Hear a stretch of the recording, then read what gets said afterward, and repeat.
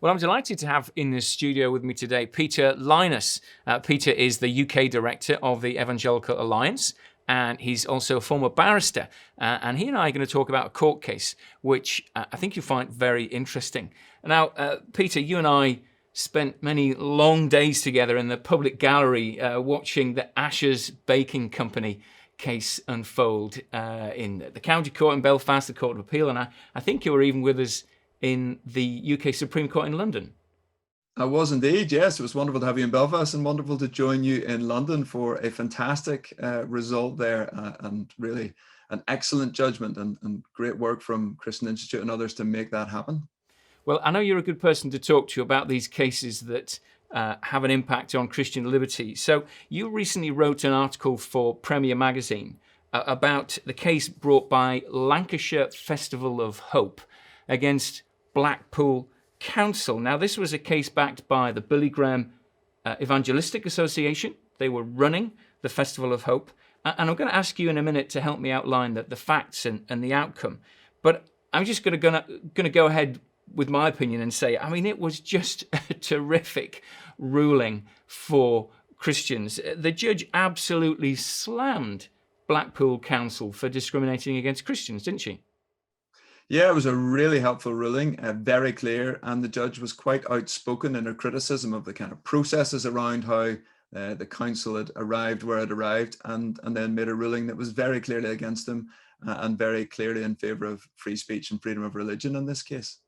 So the facts were it involved a 3-day evangelistic event in Blackpool. 9,000 people came over the course of that, which is pretty good. It's fair to say Blackpool Council weren't very keen on the event. We saw some of the emails between councillors and council officials that were quoted in the judgment, and some of them were pretty unpleasant. But they couldn't stop the event, but they did stop them from advertising on buses, didn't they? Yeah, they did. I mean, as you say, a Festival of Hope event. It was taking place in the Winter Gardens in Blackpool, using that venue. And I mean, it was a Christian rally, and hundreds of people made commitments to Christ at that. But in getting ready for the event organizers put out what seemed to most of us to be a pretty standard kind of advert for the event. We're having this Festival of Hope, time for hope, and they gave the details of the event. And this was put on buses in and around Blackpool, and that was really it. It was a web link to where you could find out more about the event. So these weren't controversial adverts in any way? No, I think ultimately everybody had to agree that. You would struggle even to say they were a religious ad. I mean, it literally was signpost to the event, a big ad for the event, and then a web link about the event. And everybody agreed this advert was not in any way contentious. Now, the council didn't like the event. They lit up Blackpool Tower in rainbow colours. They said in solidarity with the LGBT community. And really, it was as against the Christian community. And we'll come back to that. But the court had to decide whether banning these adverts was discrimination. And the first thing the judge had to decide was what the relevant beliefs were. And it was all about marriage, wasn't it? Yeah, it was. So obviously people complained about these bus adverts, and that's what gave the council their excuse to begin to say, oh, we don't like them either, and we're going to get rid of them. But as you say, the judge then honed in and said, okay, so this is about protected beliefs under law, religious beliefs. And so what is linked with Christian beliefs on this issue? And so she looked at the issue of marriage and said, is that so closely linked to what it is to be a Christian? Is that a fundamental belief for Christians that marriage is between one man and one woman? And she found that it was. So that was kind of the first part of the case, is that strong linking between what it is to be a Christian and the ability to hold that belief. It's not the first time, is it, that the court has said that believing in marriage is protected under equality and human rights law? No, it's not. That's happened in other cases. And I mean, it came up as in the Asher's case that we were referring to earlier, and it's come up in other cases. And I mean, just to be clear, we're not going to deny, and you and I both, there are Christians who take a different view, and that doesn't undermine the case. The majority of Christians, and it's clearly been the teaching over historically in the church, this is the majority view of the church. It's a significant view. It's not even that the majority hold it. That's not the key. It is so closely linked to a significant number of Christians. This is the key. It doesn't matter if a small number take a different view. That's also not important. So that's I think that's worth stating too. But the court has consistently ruled that this view of marriage, a traditional view of marriage, if you like to put it that way, is a Christian belief and therefore worthy of protection. Yeah, and as you say, that was what the court said in the Ashes case. They said it in the Bulls case. They said it in the Christian Institute against the Office of the First Minister in Northern Ireland back in 2007.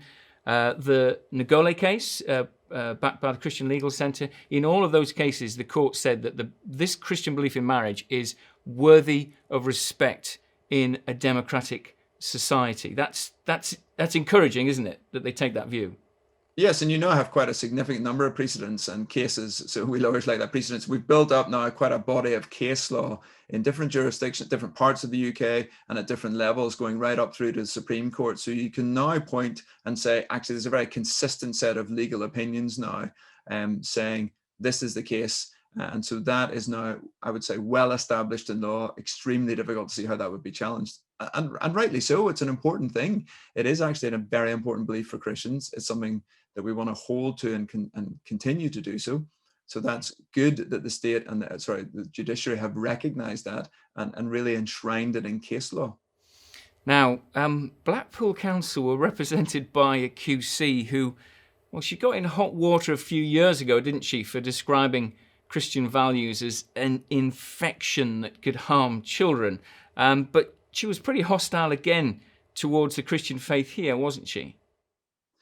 Yes, she was. I mean, it definitely seems that the council, as in Blackpool Council, had picked a QC who represented their views to some extent, and tried to make a variety of cases around that these were extremist views, and really challenging Christian views in a very unhelpful way, and the analogies that she tried to draw. So that I don't think that helped their case in the long run.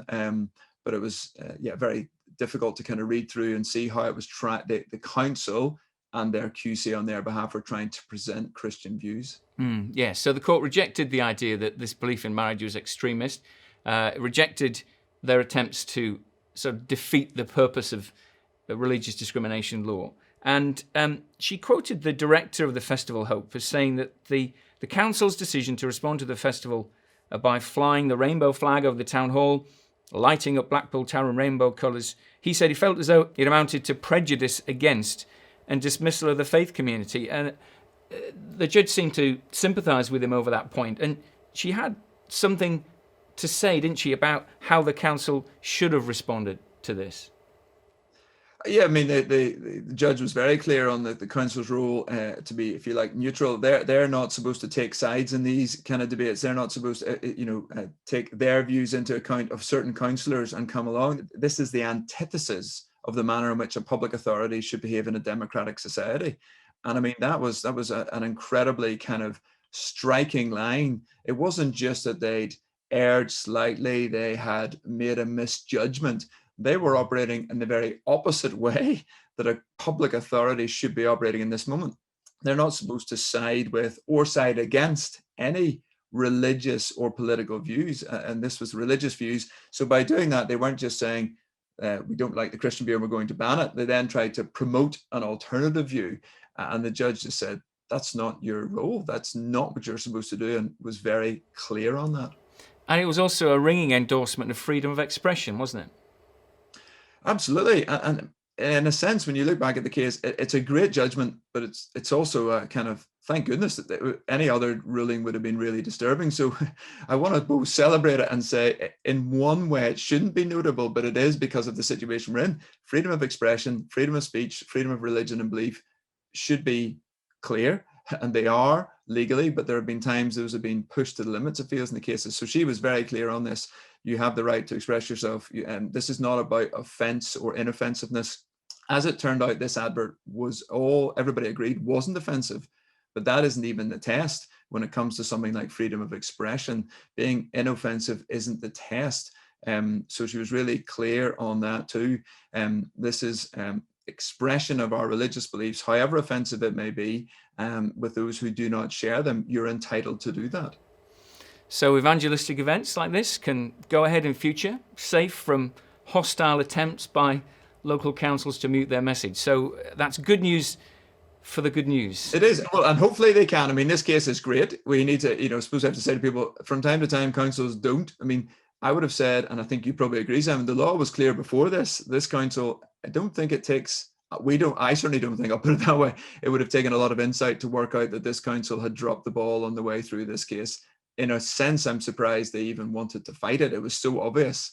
They claimed it was to do with religious and political views, and they didn't allow any of those on buses. Then it became clear they just made that up as a bit of a line on the way through. As you look back, you think, how did you even think this was a fightable or winnable case? So it is a great result. It should mean nobody doing it in the future. But from time to time, councils just do what councils do. And thankfully, that's why the law is there as the backstop to say, no, you can't. That's the antithesis of what you're supposed to do. And sometimes the law is going to need to step in and prevent them. Well, Peter, thanks so much for talking with me today about this case. Don't forget that our website, christian.org.uk, is updated several times a day with news stories on Christian issues, including cases like the one that we've been discussing today. But for now, thanks for watching, goodbye, and God bless.